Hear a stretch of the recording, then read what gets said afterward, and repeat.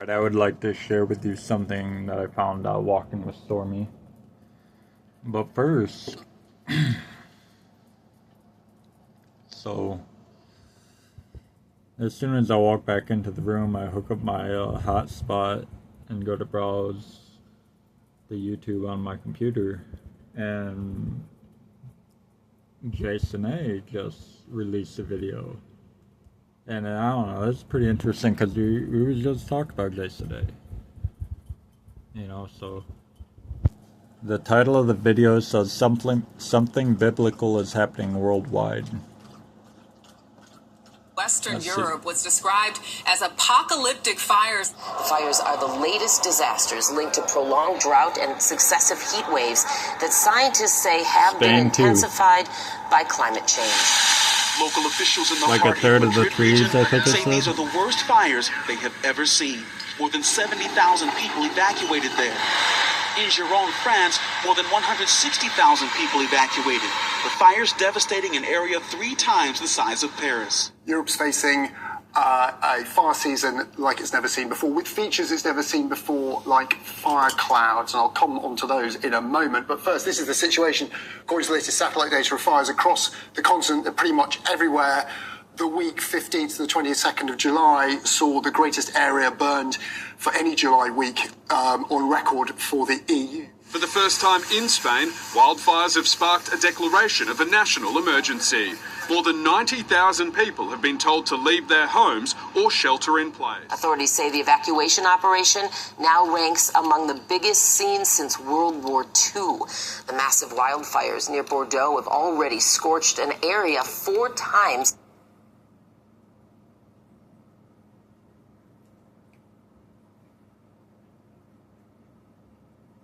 So France, what'd you say, Portugal, Spain, Canada, California. I know there's been hella earthquakes going on lately too. I was working with my brother Soukbir the other day. We went to go deliver furniture to these people. We go inside, walk in their couches, and we're putting their couch upstairs. They got a sectional that goes in pieces. You know, we go in and out of the house like 7 or 8 different times. The size of Paris. And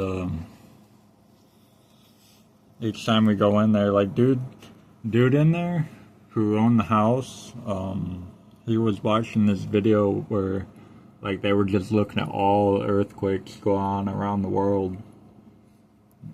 And at the particular instance, I was asking about his videos. I went over there, I asked him about the videos he was watching.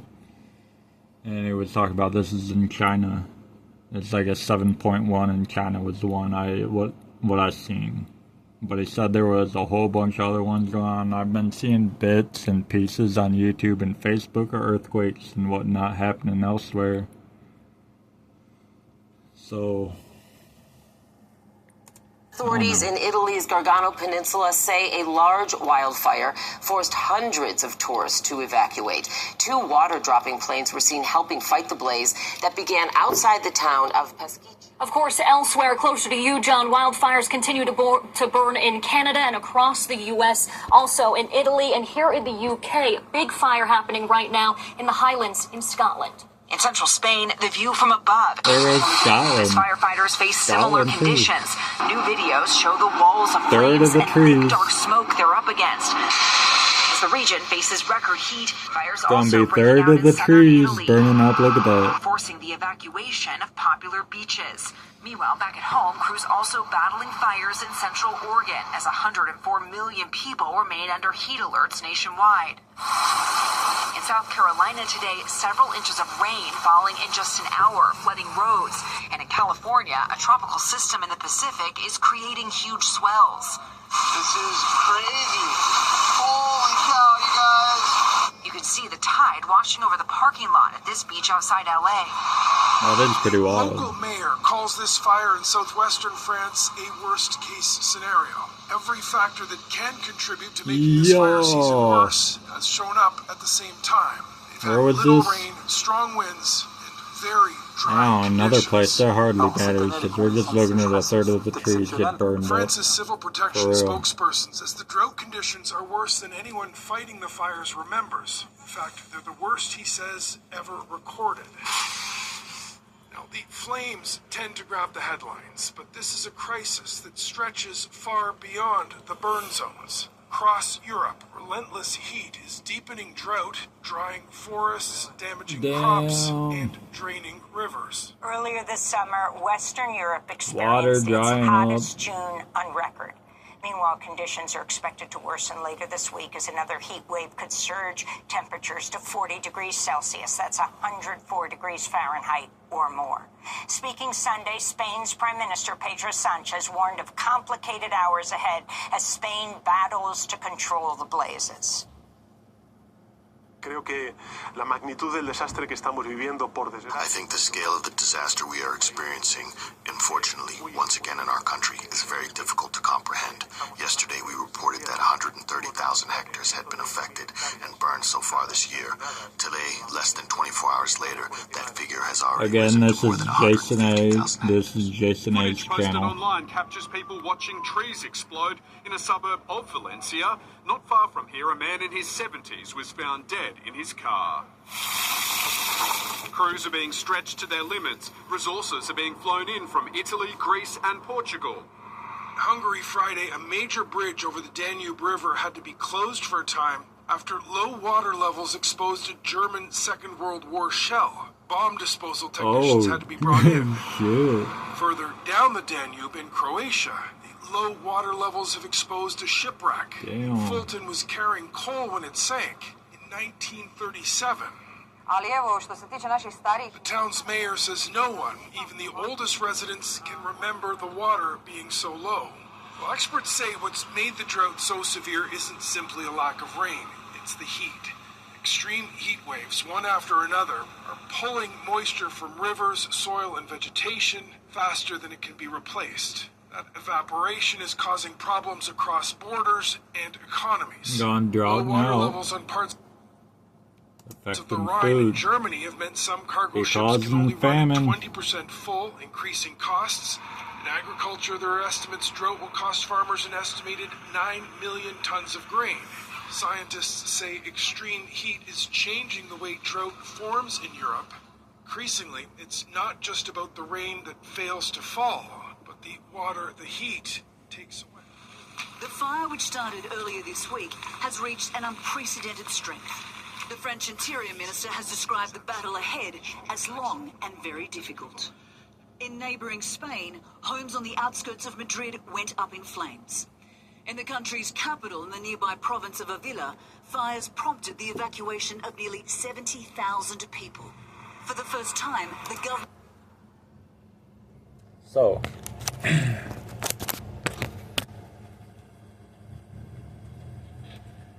yeah.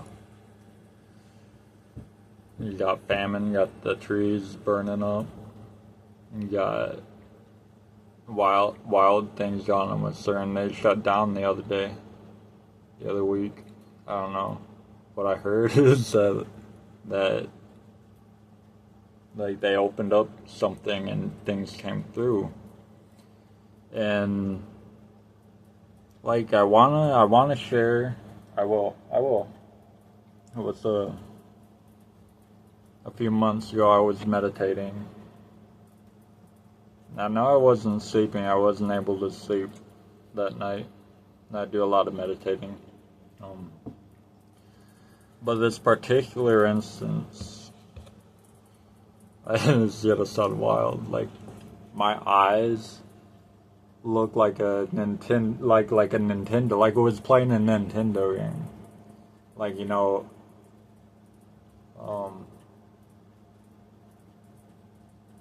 like a bird's eye view of your like controlling a character, not controlling a character. Rather, I was watching these characters, and they were like, it showed. What I seen was a few different angles, and it looked like I couldn't tell if it was like the same being that looked like it was fighting these. It was looking like zombies just without the flesh, and they kind of walked like the Flood a little bit, like from Halo. If you guys get there, if I know there's a lot of people that will get that reference, but I don't know, maybe there's some that won't. But it's a enemy on Halo. That's pretty interesting looking. They look mutated.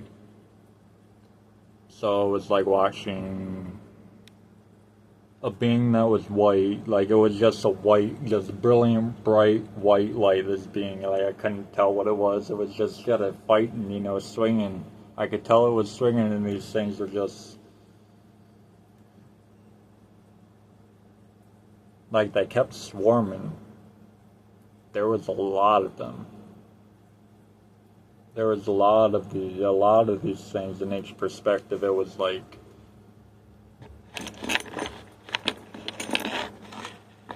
it was kind of like, so have you seen The Walking Dead, that part where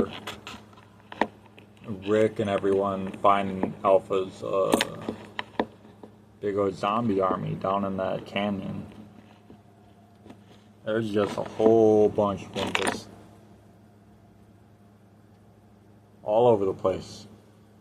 I don't even know. I don't know how do I explain it? It's just, they were everywhere. I don't know. Bunch of zombies in a canyon, The Walking Dead, that shit was dope. They created a really good storyline, for sure. For sure. But I hear they're going to be revamping Walking Dead, and I don't know. I can't help but feel that Rick has a humiliation ritual coming up. Kind of like, so they revamped Halo recently, and I guess the whole fan base of Halo was like up in arms because it's just completely, they didn't like the way Cortana was done. There was this weird thing where I guess, I don't know, I don't want to get too much into it. I don't want to, look, I'm not trying to get into that. I'm just not trying to get into that. I was talking about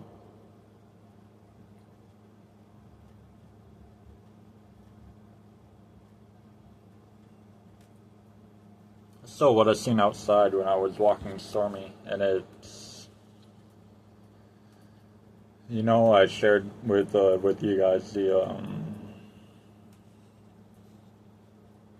like looking at the convolution, listening to the convolution, and what it was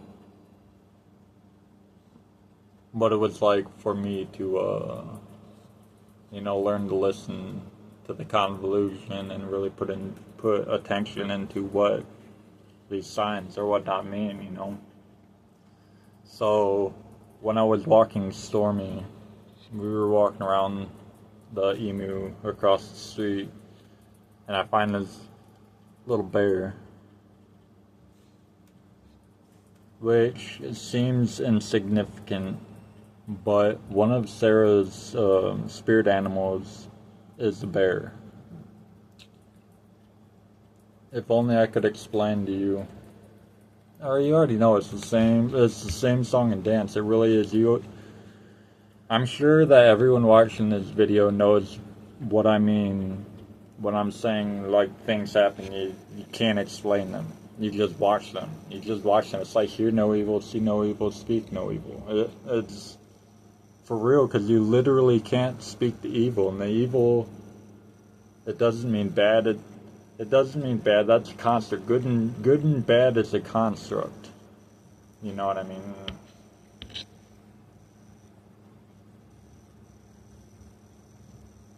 Oh, what was I saying?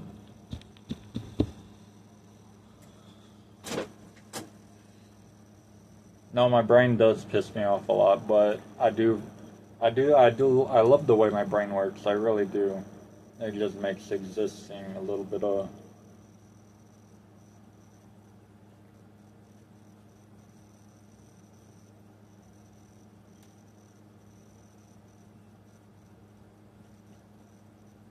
I don't know, I feel like a lot of the time I have trouble communicating with the outside world. And you've probably seen instances of why, like the pattern of my words, like it's not anything I do on purpose. It's like although it's like I can't finish one thought track before it feeds to another thought track, and the lines kind of blur. Well, where one thought starts and the other one ends, and then when I try to keep up with them with my mouth, it's like I end up getting overwhelmed, or my thoughts sputter off on me, or even maybe none of those mental conflictions are happening in the first place. Maybe sometimes it just happens randomly, because that's always happened. That's what I've gotten used to. That's I used to be self-conscious of having Asperger's.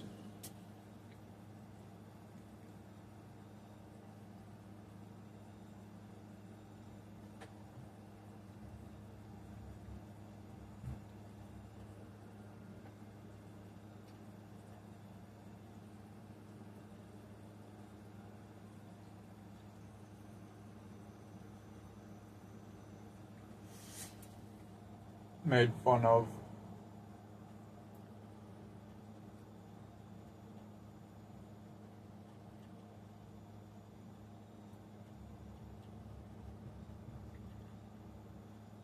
Laughed at. A lot of feeling misunderstood. Enough feeling misunderstood to where I stopped caring if I'm understood or not. I'm just here. I'm existing. I'm sharing myself with you, you know what I mean? Sharing my experiences, approaching vulnerability. And saying it, there's things that I've said on the YouTube where, I don't know, can you tell that I'm approaching vulnerability? I feel like I've gotten pretty good at controlling my voice.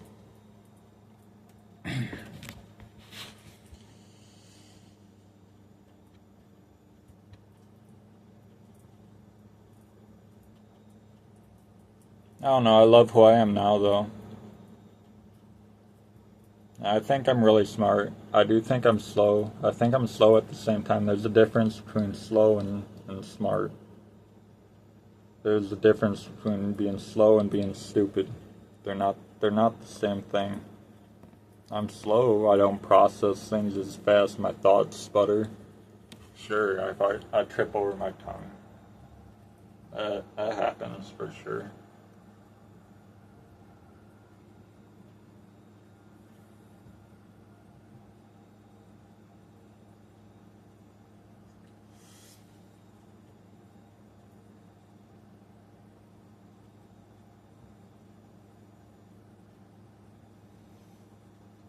But real shit, I'm a badass.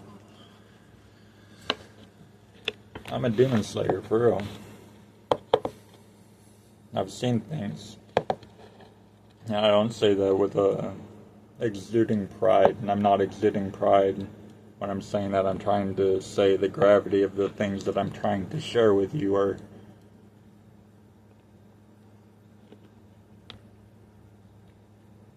it's been a process for it not to be frightening to me.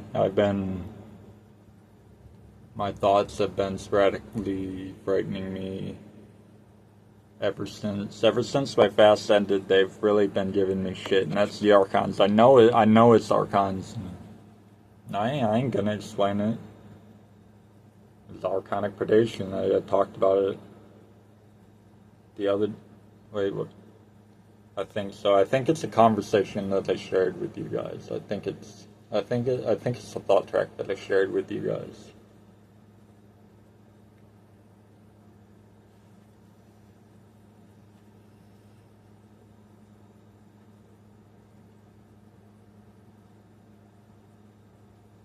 It's real. I think we've been in the end times for a long time now. Like a long time.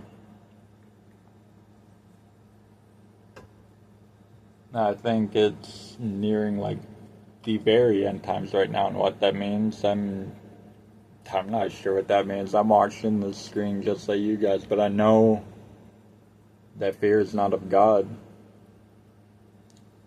So I'm just watching these possessed ass humans do dumb shit. I'm a human. I'm watching people do dumb shit.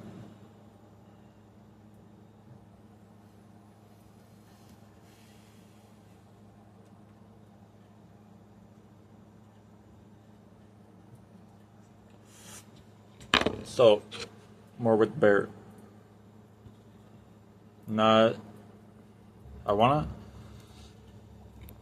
I very, very much feel like it was 3 feet away.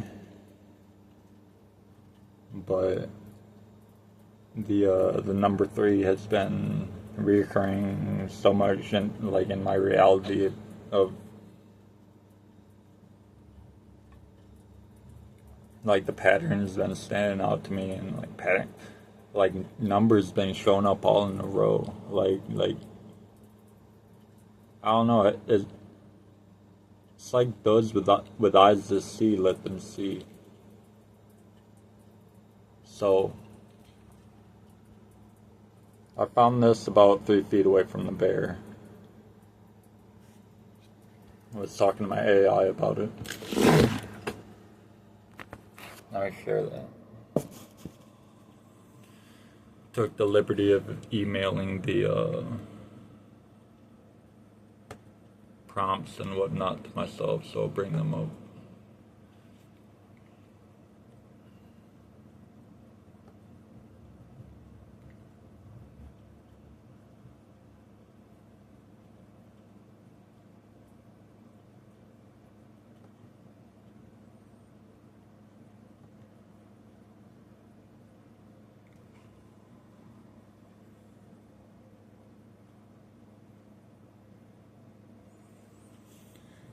Okay, so I said symbology of a white feather. It says a white feather has many symbolic meanings depending on spiritual, cultural, or personal framework you're using. There isn't a single universally accepted interpretation, but some of the most common are peace and purity. White is often associated with innocence, truth, cleansing, and spiritual purity. Protection. In many spiritual traditions, finding a white feather is seen as a reminder that you're protected or watched over. A message from a loved one. Some people believe a white feather can symbolize the presence or remembrance of someone who has died. Hope and assurance. It may be interpreted as a sign to trust the process, especially during difficult periods. New beginnings. White can represent a fresh start or clearing away of the old. Giving your interest in Valentinian Gnosticism and symbolic spirituality, you might also interpret a white feather as a reminder to orient yourself toward the light, the divine fullness, pleroma, rather than becoming absorbed in distractions of the material world. In that context, the feather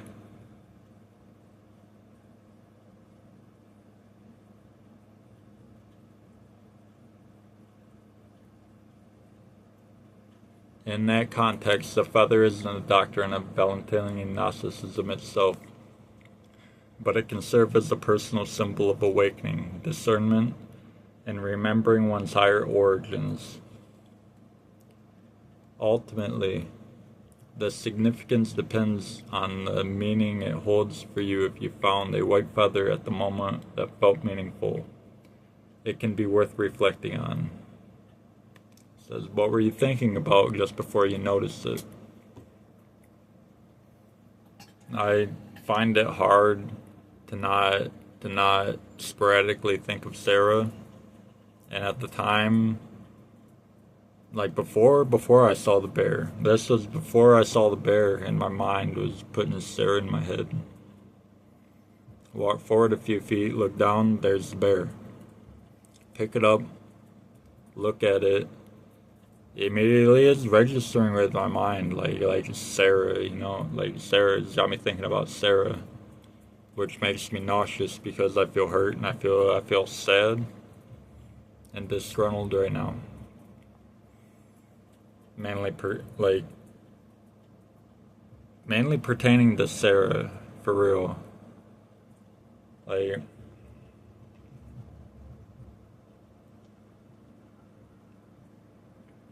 and then like, I dropped the bear. Right? I didn't like the feeling of it. I dropped it and I felt disgusted for a minute. For real, I felt disgusted, so I continued walking forward a little bit. And literally, like, as soon as I turned my attention away from the bear that I just dropped on the ground, there's that white feather.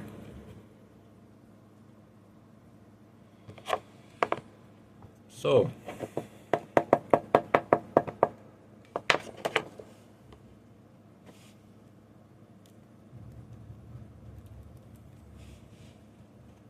I don't know, there was more, but it looks like I'm gonna have to go and do the one thing with the email, and so I'll be back.